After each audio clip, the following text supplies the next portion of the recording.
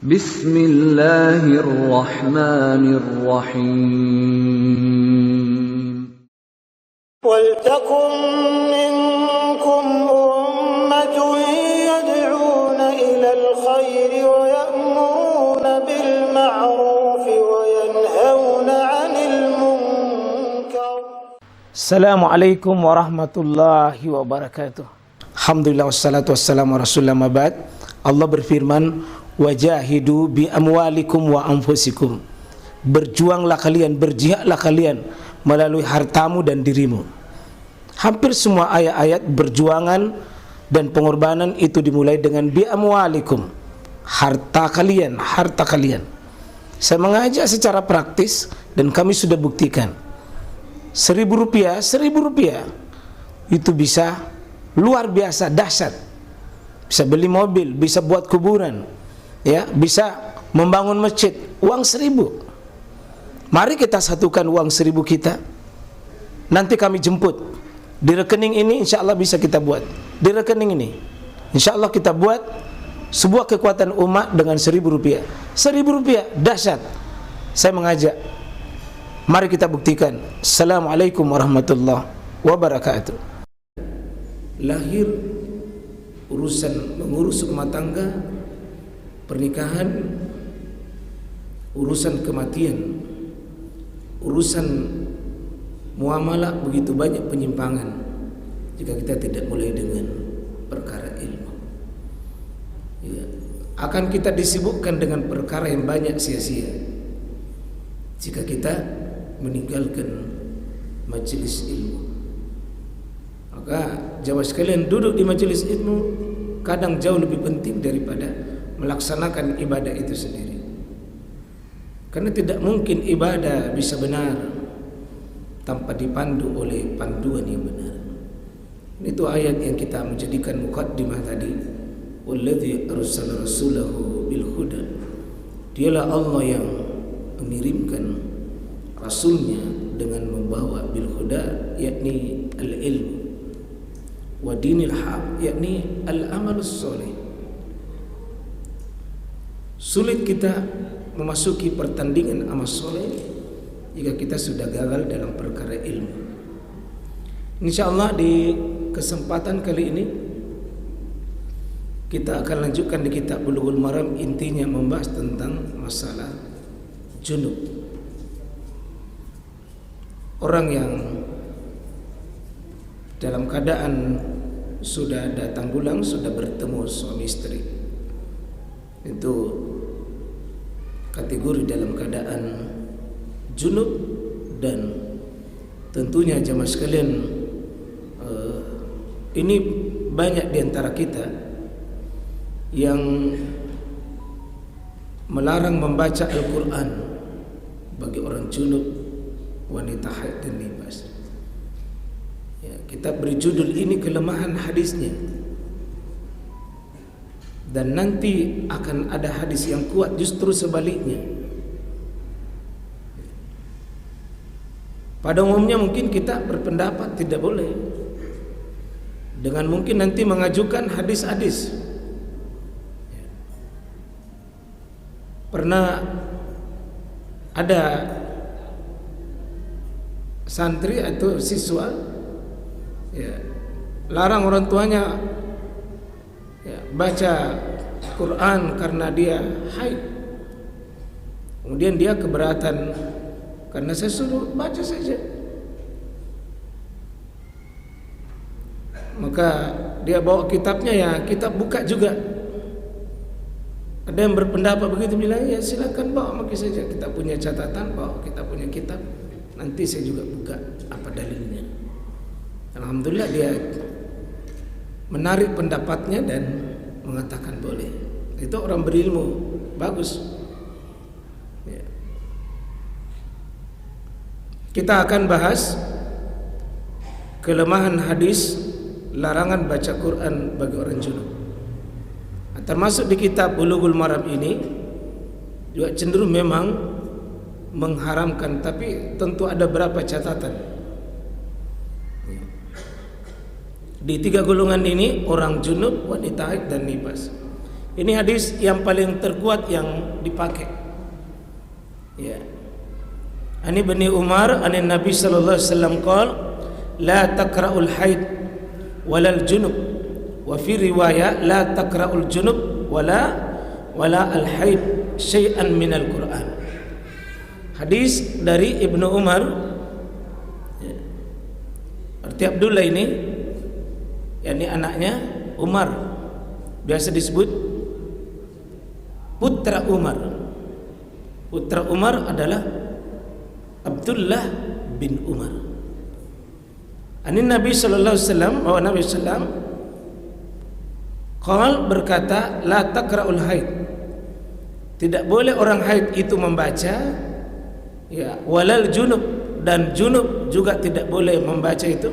Wa fi riwayah la taqra'ul junub walal haid, dan jangan orang junub dan orang haid itu syai'a, sedikit pun minal Quran. Hadis At-Tirmizi, Ibnu Majah, Ad-Darqutni, Al-Baihaqi. Cuma penting dari mana ini hadis? Jalannya Ismail bin Ayyas. Dan ini nanti sumber masalahnya, Pak. Dari Musa bin Uqbah dari Nafi. Ini sumber nanti ini, kalau kita perhatikan, ya, bahwa Al-Baihaqi dari jalannya Ismail bin Ayyas. Ya, coba kita lihat komentarnya para ulama. Ya, komentarnya para ulama tentang nilai hadis ini. Karena hadis yang paling kuat. Kalau gugur ini hadis, maka lebih hadis-hadis di bawahnya, Pak. Yang pertama, Bukhari, Imam Bukhari. Ya, kalau Imam Tirmizi tadi meriwayatkan, ya, Imam Tirmizi belajar kepada Imam Bukhari. Ya, hadis ini mungkar. Artinya dia daif. Kenapa? Dia menyelisihi hadis-hadis yang lebih sahih. Posisi mungkar itu menyelisihi hadis yang lebih sahih. Karena diriwayatkan oleh Ismail bin Ayyas yang mungkar hadisnya. Itu satu. Jadi Imam Bukhari, siapa meragukan ilmu beliau, ya beliau mengatakan hadis ini posisi lemah. Ya. Kemudian Al-Baihaqi sendiri tadi meriwayatkan, ya, tentang hadis ini, tapi beliau mengatakan hadis ini tidak kuat. Kadang perawi meriwayatkan, Pak, tapi tidak mensahihkan. Ya, kadang perawi merawikan tapi tidak membenarkan atau tidak mensahihkan. Ya. Imam Bukhari riwayatkan, ya, di kitab mana dia? Kalau di sahihnya kuat, kalau tidak di sahih seperti Adabul Mufrad atau di kitab Adab Tarikh, itu Imam Bukhari riwayatkan tapi disimpang, bukan di sahihnya. Nah, Imam Ahmad, hadis ini bukan ucapan Nabi. Coba lebih, Imam Ahmad bin Hanbal, hadis ini bukan ucapan Nabi sallallahu alaihi wasallam. Ya. Artinya paling tinggi para sahabat. Al-Hafiz Ibnu Hajar, Al-Hafiz Ibnu Hajar sebagai Amirul Mukminin fil hadis, pemimpin tertinggi juga, hadis ini dhaif. Coba Pak, Bukhari, Al-Baihaqi, Imam Ahmad, ya. Kemudian Abu Hatim, hadis ini lemah. Sudah 5, Bukhari, Baihaqi, Abu Hatim, ya, kemudian Ibnu Hajar, semua mengatakan lemah. Kemudian Abdullah bin Ahmad, yakni hadisnya anaknya ini Imam Ahmad, dia melanjutkan itu kitab bapaknya karena tidak selesai baru meninggal. Dia melanjutkan ini. Itu bagusnya Imam Ahmad, Pak, karena dia menulis kitab di musnadnya dan dia tidak selesai, anaknya lanjutkan. Bagusnya itu, Pak. Jadi bapak yang memiliki ilmu, ya, maka bagusnya kalau dilanjutkan. Artinya dia tidak hanya membina orang lain, tapi membina juga anaknya. Ya, Syekh Albani, di pakar hadis di masa ini, beliau mengatakan hadis ini dhaif. Ya. Al-Ukaili, hadis ini batil, karena menyelisih hadis yang sahih. Kemudian Syekh bin Baz, ahli hadis dan ahli fikih di abad ini, juga mengatakan hadis ini dhaif. Itu satu hadis yang paling kuat tadi. Hadis yang paling kuat saja sudah sederetan ulama besar sudah membantahnya. Bagaimana kira-kira dibawanya? Kita coba lihat ini. Min Tariq Muhammad bin Fadli an abihi an Taus an Jabir. Qala Rasulullah la takra'ul haid wa la nufasa. Orang nipas ini. Wa fi riwayat junub, dan riwayat lain junub minal Qur'ani syai'an, wa fi riwayat syai'an minal Qur'an. Ini hadis Tariq bin Muhammad bin Fadl dari bapaknya an Taus, yakni an Jabir dari Jabir. Sama tadi. Jangan orang haid dan jangan orang nipas baca Al-Qur'an, atau dalam riwayat orang junub sedikit pun dari Al-Qur'an. Sebuah hadis itu Pak bukan cuma maknanya saja, tapi kita harus lihat posisi kedudukannya, karena hadis itu tidak keluar dari 4 jika posisi mengukur kekuatannya: sahih, hasan, dhaif, dan maudhu.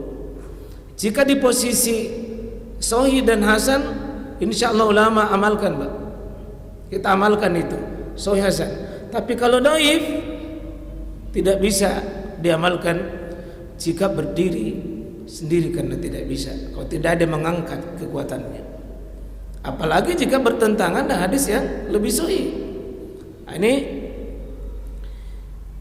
hadisnya disengaja di garis merah supaya kita lebih fokus, karena kadang-kadang kita selama ini hanya menerima hadis tapi tidak mengetahui siapa perawinya.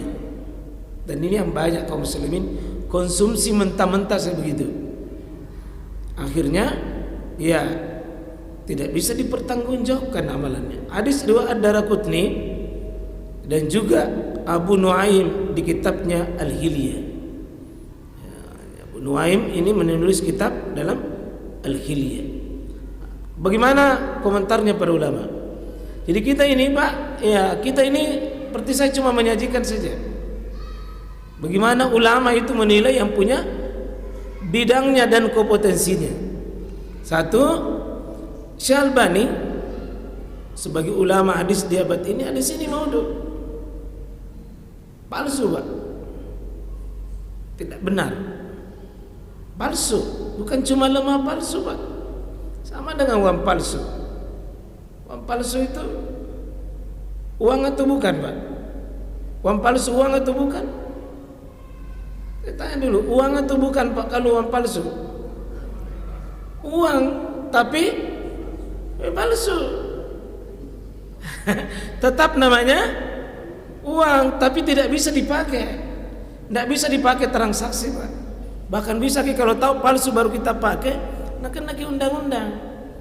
Sama hadis, kalau palsu Pak, tidak bisa dipakai hujah, berargumen, tidak bisa. Tidak bisa, meskipun hadis, tapi palsu, sama dengan uang palsu. Yang kedua, Ibnu Hajar, hadis ini matruk. Matruk itu ditinggalkan, Pak. Tidak dipakai, tidak dianggap gitu. Palsu dia. Ibnu Adi, hadis ini tidak sahih. Tidak sahih. Jadi sudah 3, jadi karena memang ini memang palsu, tidak sahih, sudah, tidak usah dipakai nih. Hadisnya Tariq tadi, Tariq jangan dipakai. Nah, kemudian hadis yang ketiga masih juga Tariq, tapi min Tariq Abdul Malik bin Maslamah. Hadatsani Mughirah bin Abdurrahman an Musa ibni Uqbah an Nafi ibni Umar.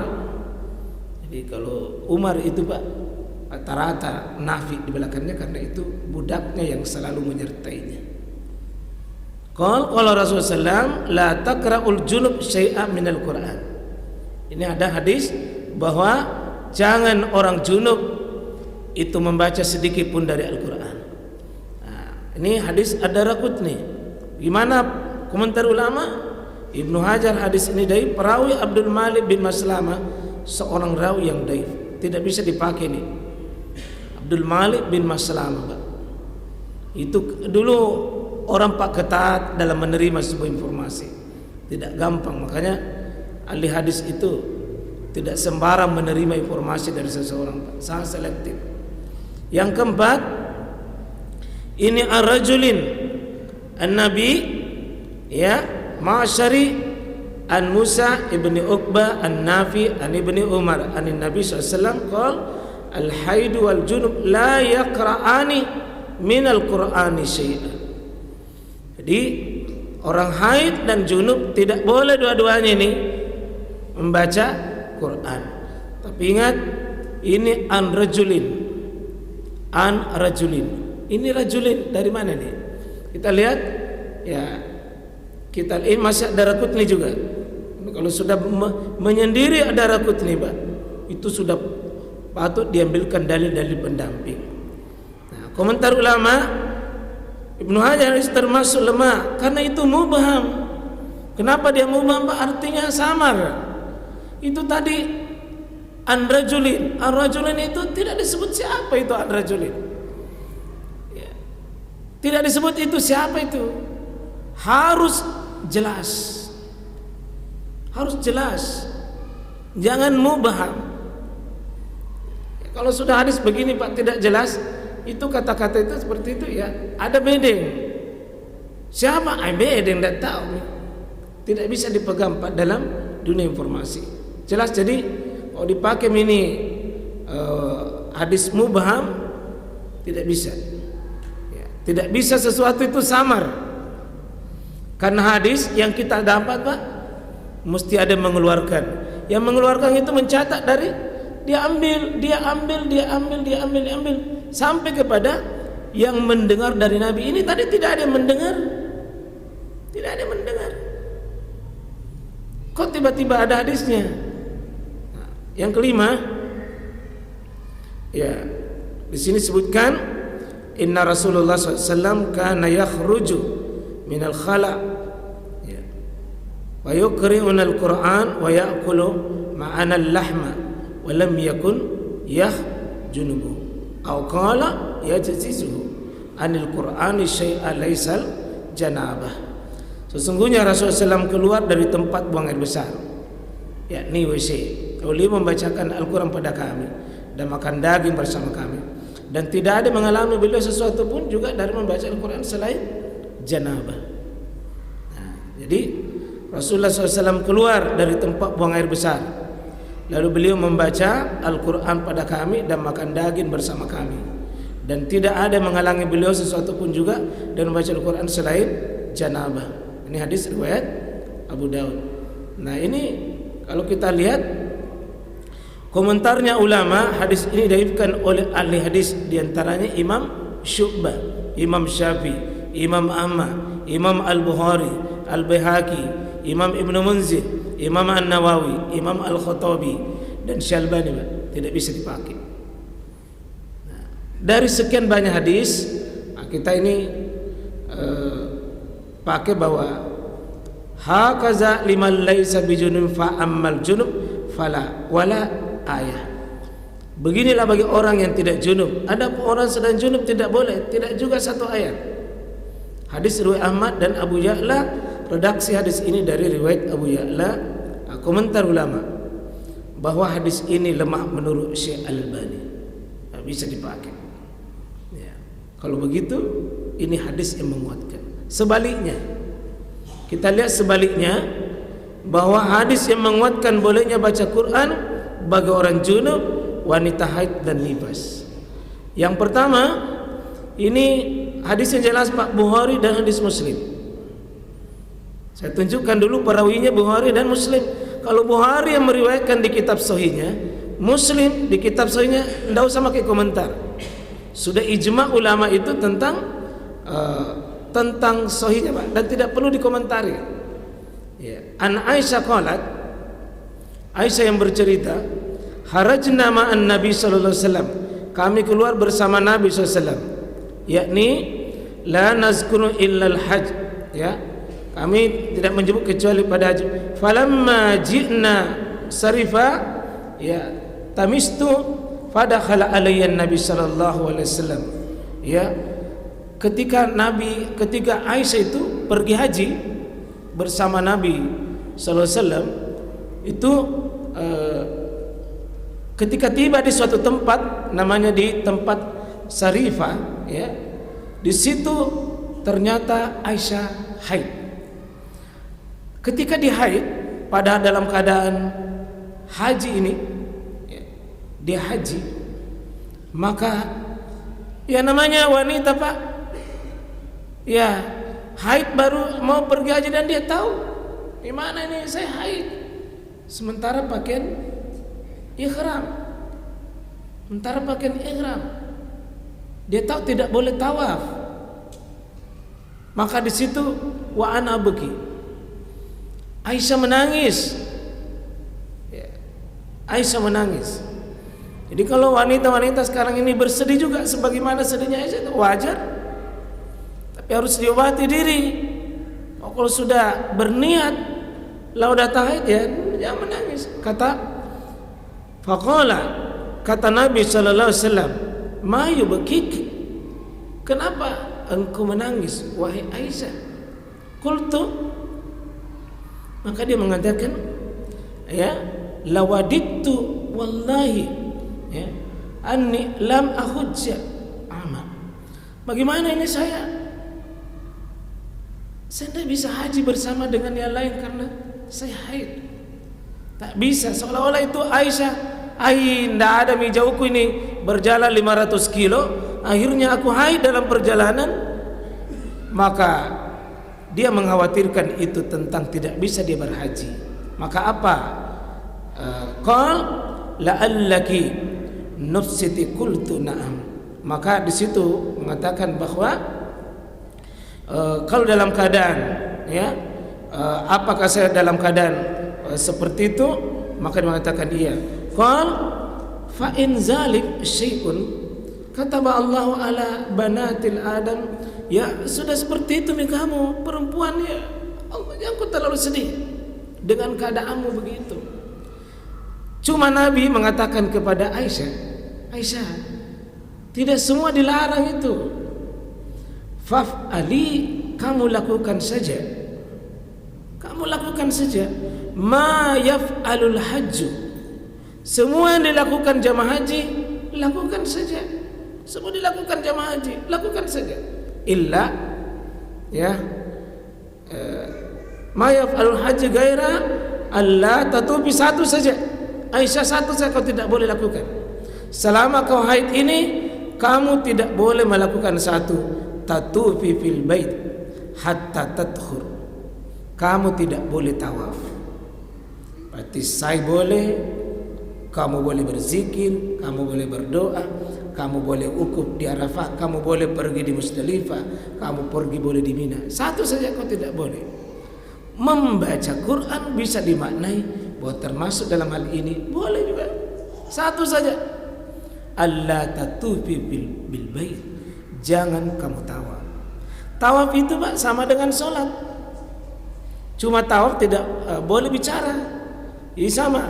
Tawaf, sholat, berpuasa, kemudian berhubungan suami istri, disepakati ini 4. Tak bisa. Adapun yang lain diperselisih. Tapi kalau mengaji, maka ini semuanya kau bisa boleh. Maka termasuk dalamnya yang tidak dilarang. Lafaz umum. Ya, jelas hadisnya. Sekarang hadis yang kedua. An Aisyah qalat kana Nabi sallallahu alaihi wasallam yazkurullah ala kulli ahyani. Nabi itu berzikir dalam segala keadaan. Junub, tidak junub, tetap berzikir.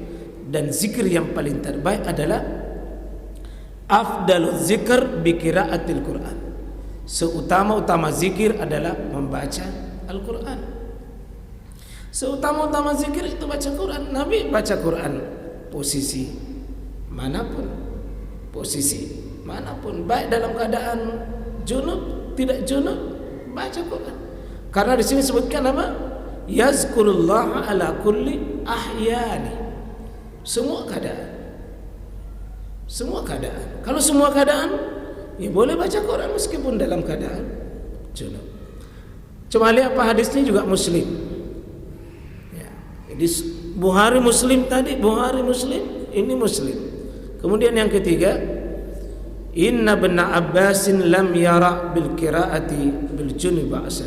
Beliau katakan, Ibnu Abbas itu tiada memandang halangan bagi orang junub baca Quran. Hadis riwayat Bukhari. Jadi Abdullah bin Abbas itu menganggap tidak ada yang menghalangi seseorang untuk baca Quran itu. Jadi orang junub tidak terhalang baca Quran. Menurut Ibnu Abbas. Di sini dari Muhajir bin Kumpus sesungguhnya yang pernah datang kepada Nabi SAW dan beliau sedang buang air kencing. Lalu memberi salam kepada beliau, akan tapi beliau tidak menjawab salamnya sampai beliau berwudu. Kemudian beliau beralasan dan bersabda, ya, sesungguhnya aku tidak suka menyebut Allah berzikir kecuali dalam keadaan suci atau berwudu. Nah, jadi di situ bukan berarti bahwa tidak boleh membaca Al-Quran, ya, bukan berarti tidak boleh baca Al-Quran. Cuma tetap beliau suka dalam keadaan ada wudu. Ya, tapi jangan ditinggalkan. Coba ibu-ibu kalau sudah haid, sudah tidak sholat juga, sudah tidak puasa juga, lalu ditinggalkan juga Qurannya begitu saja, betapa kita sudah kehilangan momen. Ya. Yang kelima, telah berkata Hakam seorang sahabat, sesungguhnya saya menyembeli padahal saya di waktu itu junub, karena Allah berkata jangan kamu makan sembelihan yang tidak disebut nama Allah. Jadi tetap beliau menyembeli, tapi dia sebut tetap menyebut nama Allah Subhanahu wa taala. Jadi tetap menyebut nama Allah dalam keadaan dia dalam keadaan junub menyembeli. Berarti boleh orang junub itu menyembeli, tapi tetap sebut nama Allah. Karena nama Allah itu boleh saya disebut meskipun orang itu junub, apalagi menyembeli harus disebut nama Allah. Kemudian bahwa Ibnu Abbas membaca wiridnya sebagian daripada Al-Quran pada lihat dalam keadaan junub. Hadis dari Ibnu Munzir. Ya. Kemudian berkata Ibnu Abbas, Abu Sufyan memberi kabar pada saya bahwa Heraklius waktu itu masih kafir. Berarti lebih dari keadaan orang junub. Heraklius belum menerima Islam, belum menerima syahadat, kafir. Tapi pernah minta surat dari Nabi SAW. Kemudian dibacakan untuknya surah itu beberapa ayat-ayat Al-Quran. Ayat-ayat Al-Quran yang dipegang oleh orang kafir. Orang kafir pasti junub, bahkan lebih rendah daripada orang junub. Tapi Nabi kirimkan ayat Quran. Seandainya ayat Quran itu mutlak tidak boleh dipegang, maka dia tidak boleh dikirimi. Itu menunjukkan bahwa tidak mengapa kita membacanya dan memegangnya, insya Allah. Memegangnya, membacanya.